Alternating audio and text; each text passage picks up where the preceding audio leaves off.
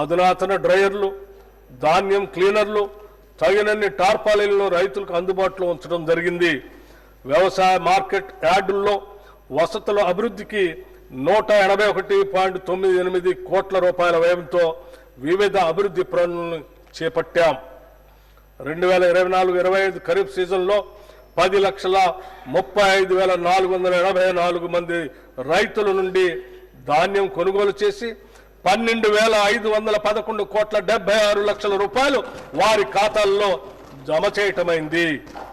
కేంద్ర ప్రాయోజిత పథకాల ద్వారా రాష్ట్ర రైతుల ప్రయాణం కోసం అన్ని చర్యలు తీసుకుంటున్నాం.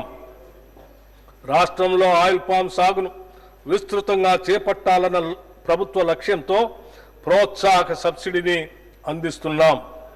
ఆయిల్ పామ్ దిగుమతులపై కస్టమ్స్ సుంకం లేని కారణంగా మన రైతులకు సరైన ధర లభించనందున కేంద్ర ప్రభుత్వంతో సంప్రదింపులు జరిపి ఆయిల్ పామ్ దిగుమతులపై కస్టమ్స్ సుంకం విధించేలాగా కృషి చేశాం.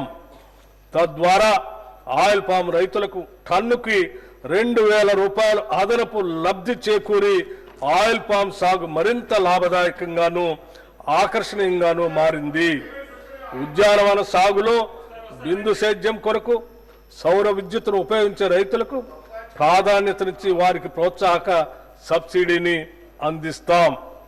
వ్యవసాయ శాఖకు ఈ బడ్జెట్లో 24,439 కోట్ల రూపాయల్ని ప్రతిపాదిస్తున్నాం.